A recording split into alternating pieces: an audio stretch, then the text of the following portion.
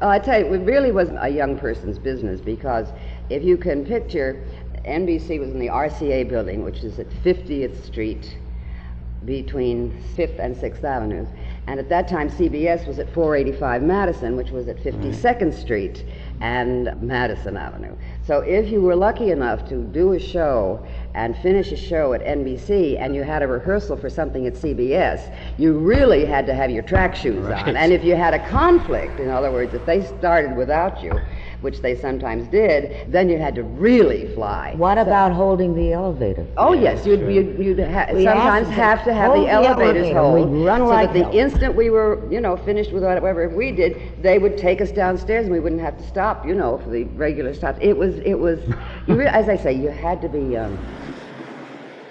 That was the voice of Joan Banks Lovejoy, who played the scheming Arline Harrison Manning on Portia Faces Life.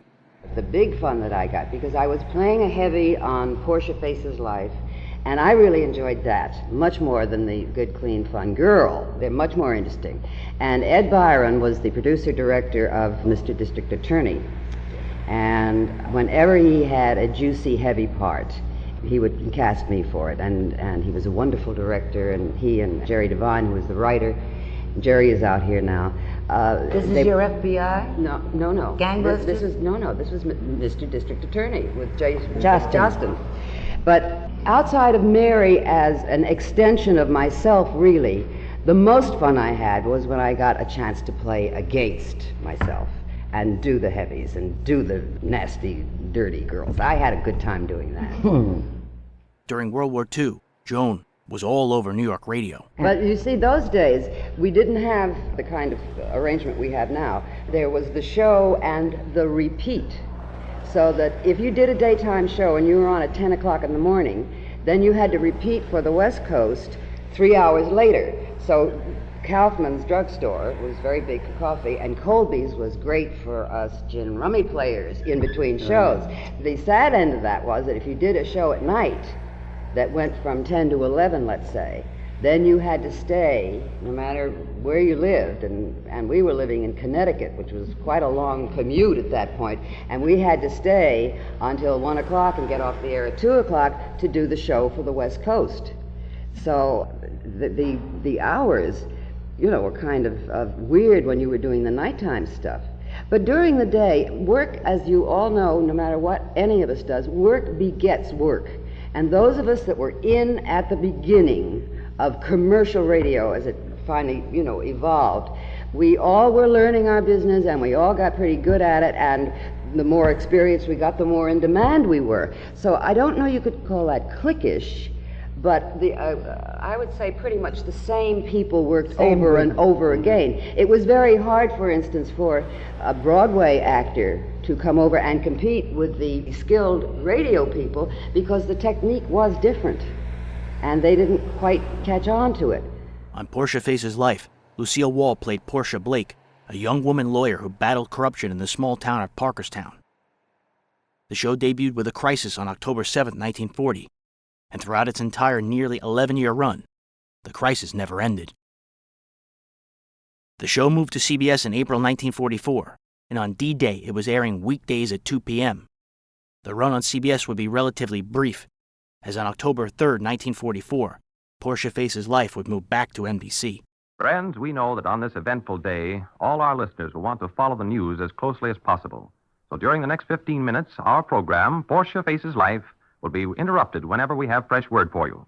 Stay tuned in to Portia Faces Life and listen later on to our radio neighbor, Joyce Jordan. Oh, the finches wake up early and their food for all the day is just a pinch, but it's a cinch. You can't get by that way.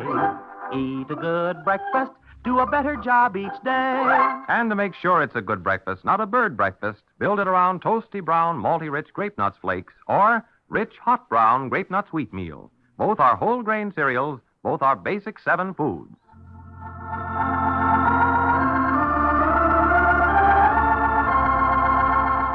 Grape Nuts Flakes and Grape Nuts Wheatmeal present Portia Faces Life, starring Lucille Wall, a story reflecting the courage, spirit, and integrity of American women everywhere.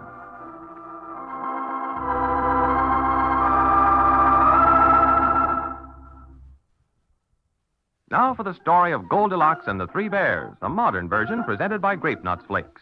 The Three Bears had an office down on Wall Street. Their secretary was little Goldilocks. Help was no longer kicking around like cats and dogs in a bull market, so the Three Bears hesitated to sell her short. They called her in, and the big bear said, "Young lady, your looks are a gilt-edged investment, but your morning's work is pure speculation. Are you trying to do a woman-sized job on a bird breakfast?" Oh, dear. I always stop for toast and coffee in the morning. Then the middle-sized bear said, "Don't you know doctors and dietitians say breakfast should give you from 1/4 to 1/3 of the whole day's nourishment, and also that it should include a cereal with whole grain food values?"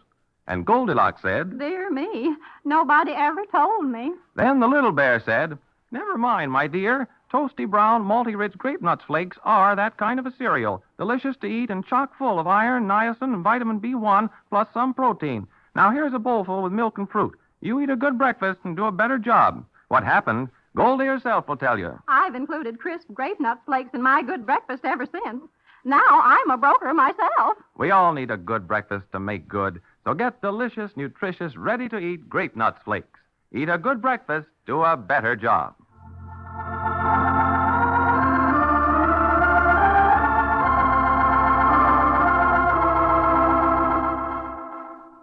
And now, Portia Faces Life.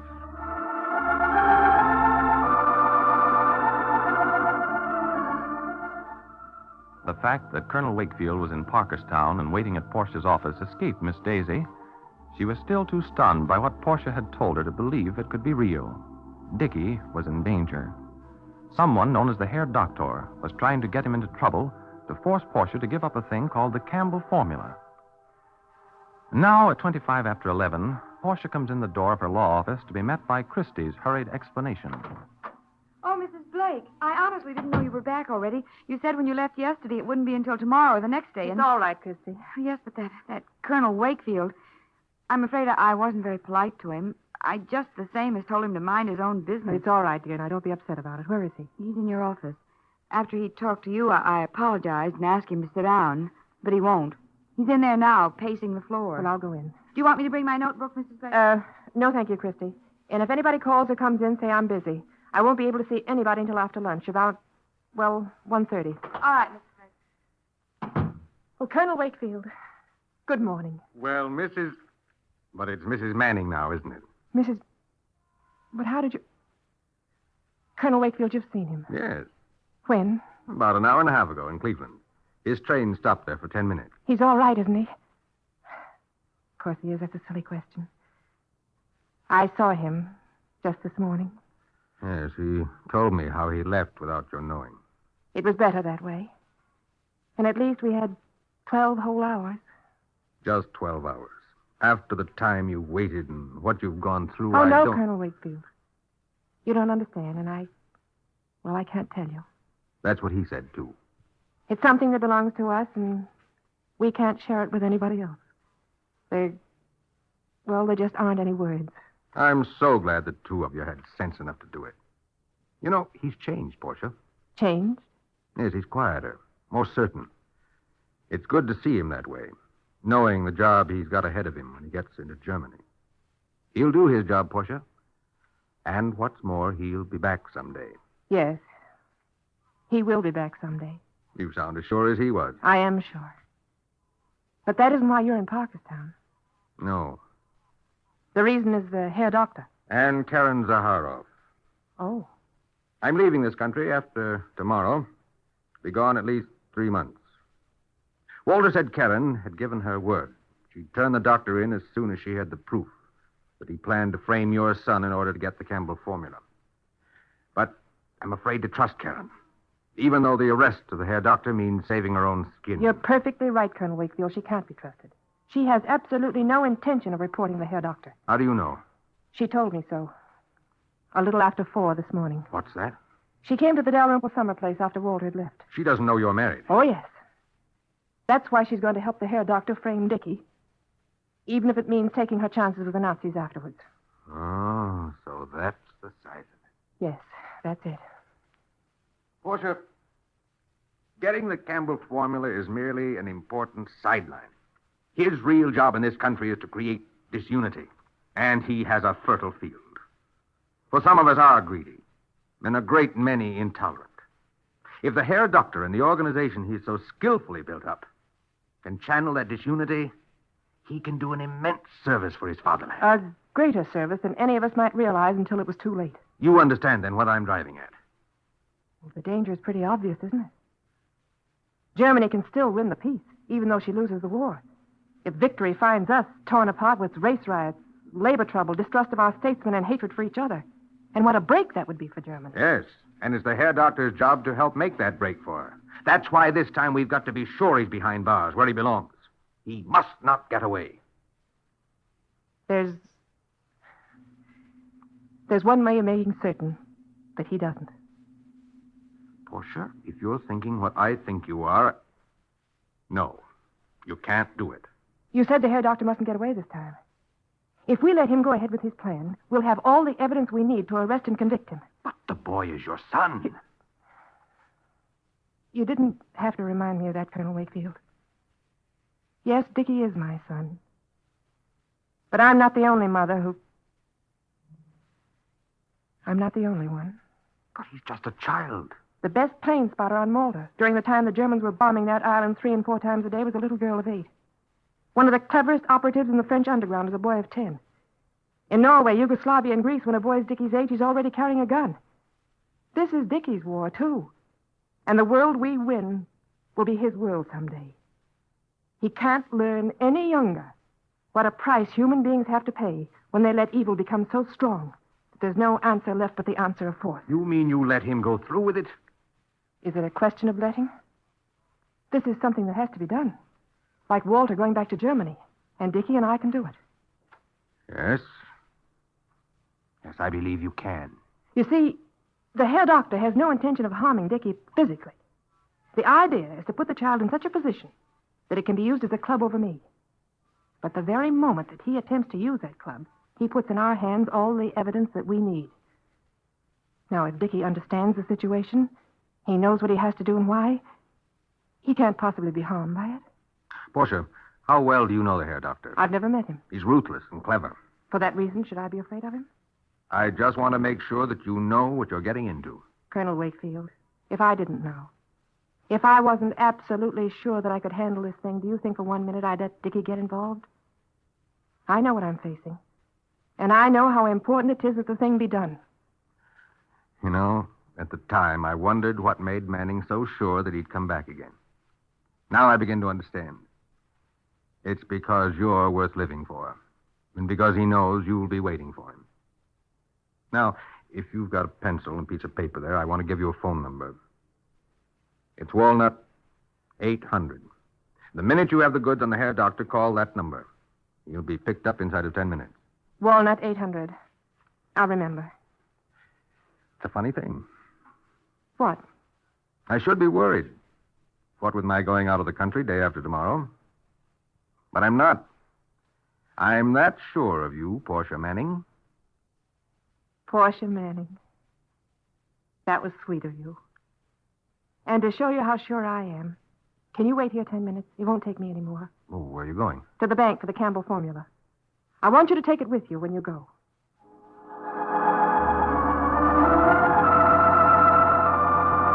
For several long minutes after Portia has closed the door, Colonel Wakefield stands motionless, staring at it.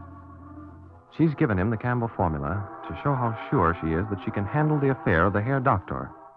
For a second, Colonel Wakefield wonders if what he has done is right, and then, remembering her quiet resolution, is certain. Grape Nut Sweet Meal brings you the story of Mrs. Goofus and her victory garden. But first, I want to ask a question. Mrs. Goofus, have you always been in the habit of eating a good breakfast? No, Mr. Putnam.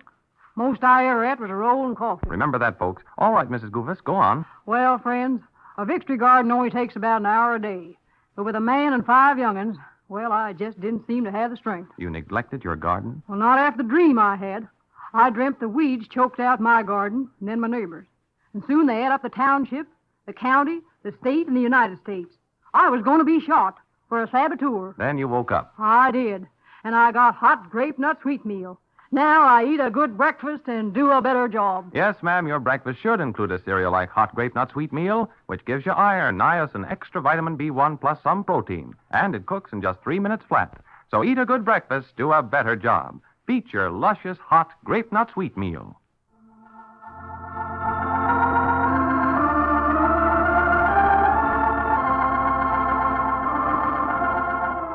Remember, to make sure you get a good breakfast, build it around multi-rich grape nut flakes or rich hot brown grape nut wheatmeal. Both provide vital whole grain nourishment. Both are basic 7 foods. This is George Putnam speaking for Grape Nuts Flakes and Grape Nuts Wheatmeal. Tune in again tomorrow at the same time for Portia Faces Life, written by Mona Kent.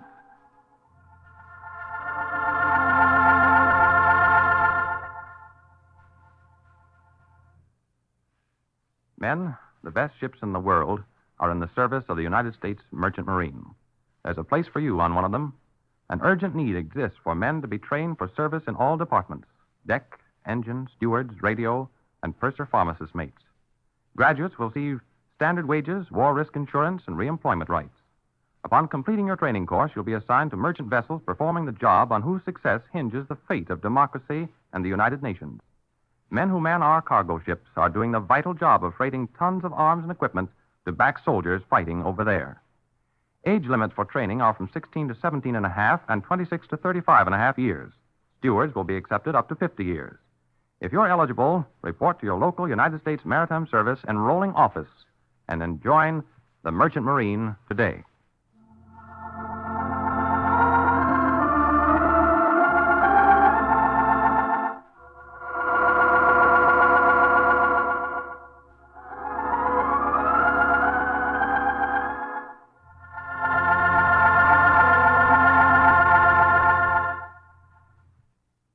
Next time you buy coffee, ladies, ask for Maxwell House, the coffee that gives you more for your coffee money. And save empty Maxwell House jars and any metal screw caps that fit. Used with number 63 thrifty lids, you'll have perfect canning jars. If your grocer hasn't got them, send 10 cents, no stamps please, for each dozen number 63 thrifty lids. Address Box 21, Maxwell House, Battle Creek, Michigan. Complete directions with each dozen. This is the Columbia Broadcasting System. I was on one called This Changing World. It was a very poignant story, and the husband was sent overseas, and then a woman's trying to adapt herself to a business life and a life alone. They tried to do several shows like that. Technically, we went through some amazing kind of things because we were always on standby for news, so that as the actors brought numerous colored pencils to the studio, because you would have first cut, second cut, and third cut in the script as to what kind of an emergency broadcast might be coming on. While you were trying to emote, you would look into the control room and the director would be standing there with one finger up, which meant take the first cut and that's all you need. And you really had to have eyes in the side of your head in radio. That was the voice of Fran Carlon, who at times starred as Joyce Jordan, M.D. Jordan started as a girl intern at Heights Hospital, slowly progressing to a doctor, facing the difficulty of being an intelligent woman in a man's world. Ken Roberts was the announcer. He'd been a radio staple since the mid-1920s, beginning first at WMCA in New York, before becoming a CBS staff announcer. On D-Day, Ken was 35 years old. Here he is talking with Chuck Shaden about those early days of network radio. I liked their attitude on the air. I liked the kind of programs they were doing. I preferred their sound to that of NBC's. I don't know why, but it appealed to me more than NBC did.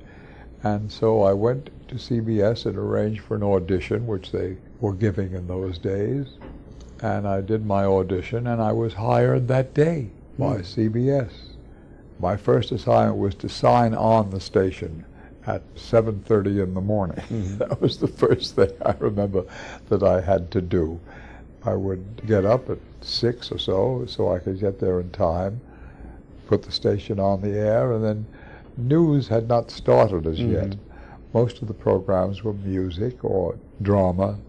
At that time it was WABC. Of course, those call letters later went to another station.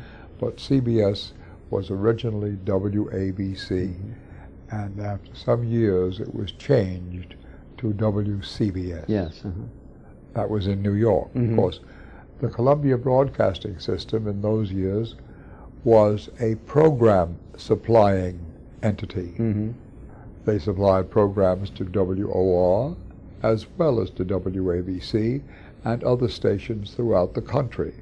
Eventually, CBS bought its own radio stations, and in New York, it bought WABC, which was the Atlantic Broadcasting Corporation. From there on, they bought WBBM in Chicago, as you know, and they bought WCCO in Minneapolis. That's how it grew. And by the time I got there, which was in 1931, they had already been in existence 4 years, I think. So I was part of that whole growing up scene. Many of the network programs then were originating from the New York station. Yes. WABC or WCBS. Yes, we were already at 485 Madison Avenue with 5 studios, I believe, and they were constantly busy. Pretty soon soap operas got to be very, very popular. All of the work, I must tell you, for announcers was done by staff men. There was no such thing as a freelance announcer. Everything was staff. Hyman Brown was often the director. I think there is something so special between the listener and the other side of the microphone in the studio. Very special. I don't feel I'm talking to 2 men now. I feel I'm talking to a whole world. All of the people that you have created for me because of what you're doing. How many shows were you doing a week? I did as many as 4 and 5 shows a day. I did Terry and the Pirates and Dick Tracy back to back. And early in the day, I would do David Harum. And then I would do a half hour of Grand Central Station and so on. I would say that somewhere between 35 and 40,000 broadcasts passed through my hands. At this time, Postum brings you Joyce Jordan, M.D. We will interrupt the program to bring you any late news developments. Calling Dr. Jordan. Dr. Joyce Jordan. Calling Dr. Jordan.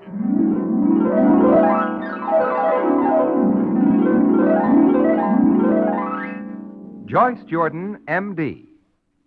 Brought to you by Postum, spelled P-O-S-T-U-M. Postum, a tempting, wholesome drink for all the family, is the favorite mealtime drink in millions of American homes. Postum presents the story of Dr. Joyce Jordan, the private and professional life of a girl physician.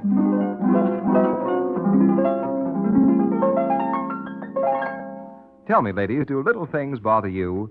Are you the sort of person who simply can't sit still, who must twirl a pencil in your fingers or drum on the table? Well, why not take steps to find out what's making you nervous? You know, it might be coffee. For coffee does make many people nervous and jittery, even though many others can drink it without ill effect.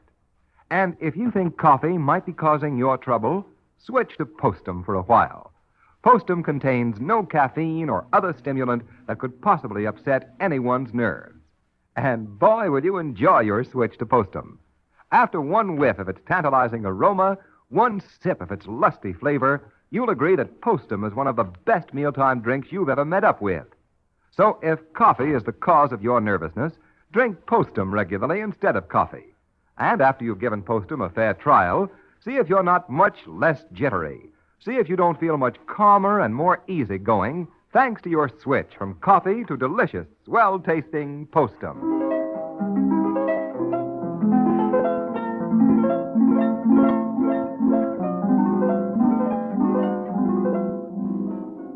When Joyce Jordan married Dean Russell a few weeks ago, she had only one misgiving. That was the reaction of Vic Mannion, who was still very much in love with her. And as it turned out, her apprehension was more than justified. For the loss of Joyce was a staggering blow to Vic, and for many days thereafter his behavior gave her cause for real alarm. But now he seems suddenly to have become reconciled to the situation.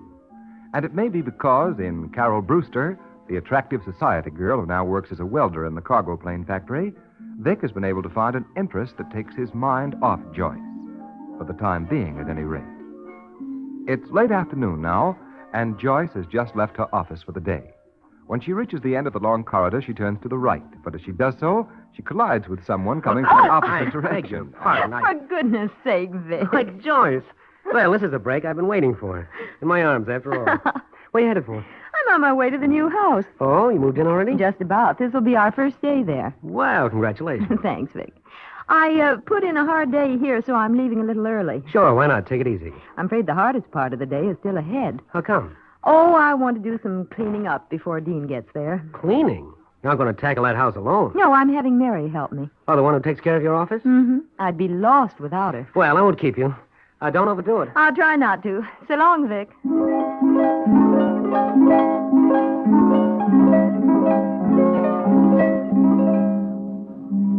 Well, Mary, I see you have a head start on me. Only a half hour, Doctor. There's so much to do here.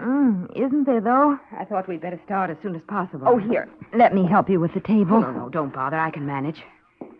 My goodness, how could a house get so dirty? I'm afraid it hasn't been cleaned in an awfully long time. Maybe you ought to wait a while. Hmm? I mean, before moving in. It's going to take a few days at least to clean it up right. Oh, we can get some of the top layers off today anyway. Oh, we can do better than that. We won't be able to finish more than a few rooms. Well, we'll try to do as many as we can, then we'll take care of the rest of the house later. How about Mr. Russell? Isn't he coming along soon to help? Oh, no, this is our problem, Mary. He doesn't even know I'm here now. Oh, wait. Don't try to move that sofa. That's all right. No, it isn't, Doctor. That's heavy. Oh, where do you want it? Let's put it over at this end for the time. I want to clean along the wall. Now. Oh, that was heavy. Here we are. Thanks. Now, where did I put the... oh, here it is. There must be some more dust rags around, aren't there, Mary? Yes, plenty. I have a whole stack of them in that basket. Oh, I see. There's an extra duster, too. Mm-hmm. We'd better get some more windows open. Yes, that's a good idea. It is getting stuffy in here. There. That's better. You know, Mary, I think this floor can stand some waxing. Oh, you didn't want to do that now. No, some other time. As well put these cushions near the window. Mm-hmm. Well, the place looks a lot cleaner already. Yeah. You know, Doctor, now that the furniture's begin to come out from under the dust, I can see what elegant stuff you really have here. A little too elegant, I'm afraid. Oh, I don't think so. Looks all right in a place like this. What do you think of the house, Mary? Big. No, it's fine. I mean, sure it's big, but you're going to make a warm and friendly place out of it. I just know you are. I hope so. I'd like it to be a real home. It takes a heap of living for that. But don't get discouraged. I won't. I think Mr. Russell and I will be very happy here. I'm sure you will. You know, Doctor, you've changed a lot lately. Have I? How do you mean? You're not so serious anymore. Really? Uh-huh. It's sort of easier to talk to you now. Oh, I don't mean you weren't friendly and nice before, but, well, you seem so much gayer now. That's the way I feel. You even look prettier. You really do. Getting married's been a fine thing for you.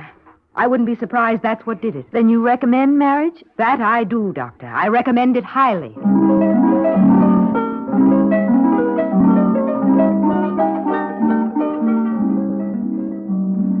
And now let's go on to another part of town.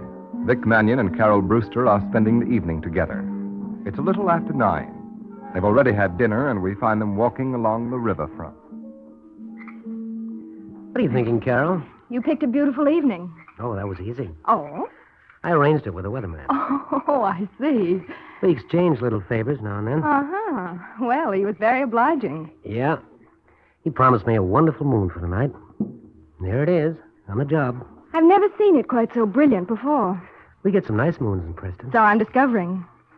How do you like the town? I don't know. The job hasn't given me much time to get around. Oh, that's too bad. Not at all. The job itself has been fun enough. Well, I'm glad you feel that way. It's a pretty tough and monotonous grind to most. Not to me. Maybe it's because I don't need it. Yes, could be. I guess it's sort of a lark to you. Beautiful society girl doing her bit for the war. Well, that's how it may have started, but don't forget I've been on the job quite a while now. I know. I've learned a lot, too, from the simple girls around me. Simple girls. What's the joke? No joke at all. I guess I haven't learned so much at that.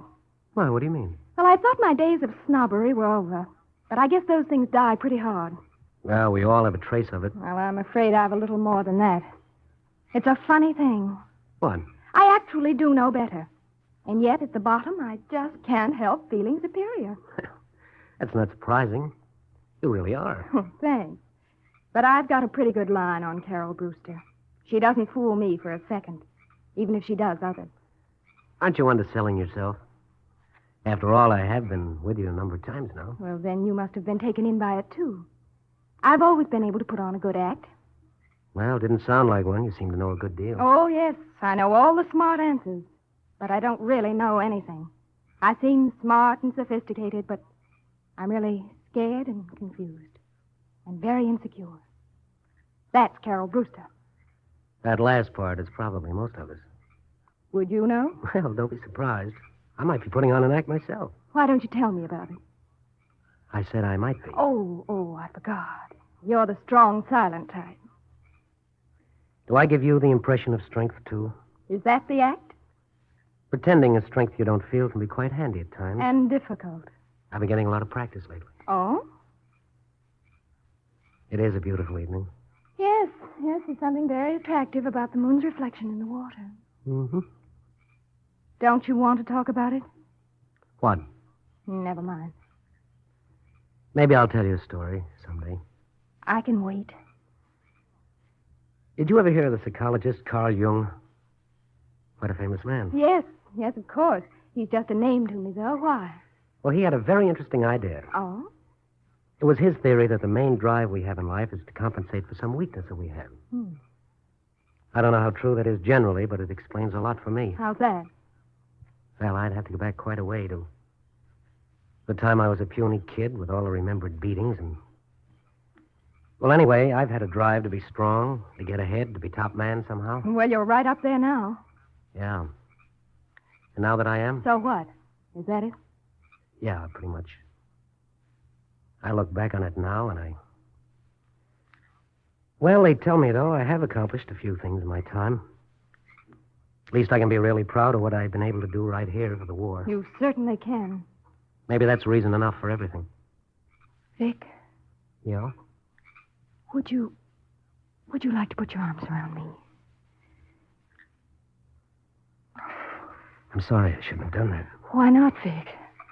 Didn't you enjoy kissing me? Yes, I did.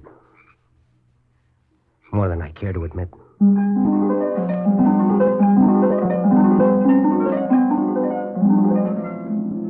There's a long moment of silence now as Carol tries to fathom the meaning of Vic's words.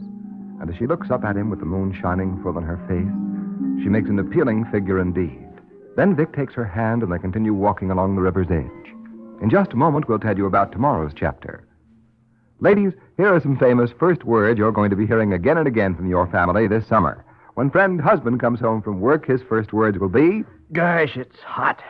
And the first words Junior will say when he comes in from play will be...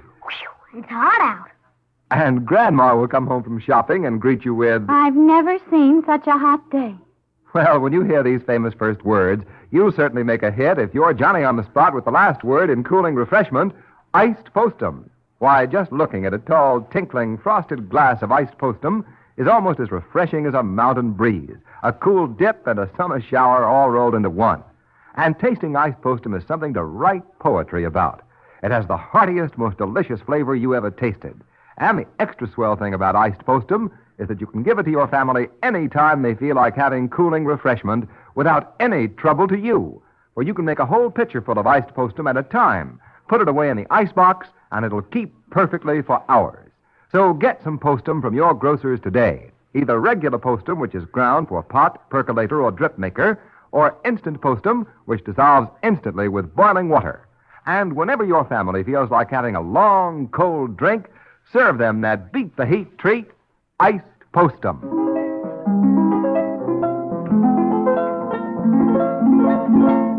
Joyce has some unexpected visitors, and Vic Mannion makes an unwitting betrayal in tomorrow's chapter of Joyce Jordan, M.D.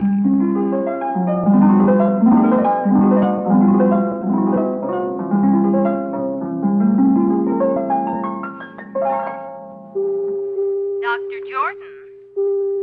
Dr. Jordan. Appointment tomorrow, same time.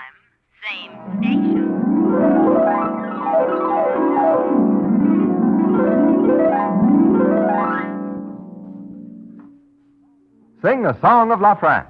There's one sure way to keep clothes white, white and bright. There's one sure way to keep clothes white, just use La France on wash day. La France saves spots and bluing streaks, bluing streaks, bluing streaks. La France saves spots and bluing streaks, so use La France on wash day. Yes, ladies, La France does a perfect bluing job, and an easier one, because La France works along with your soap, blues while you wash. So if you want clothes dazzling white, white and bright. So if you want clothes dazzling white, just use La France on wash day. Ken Roberts speaking. This is CBS, the Columbia Broadcasting System.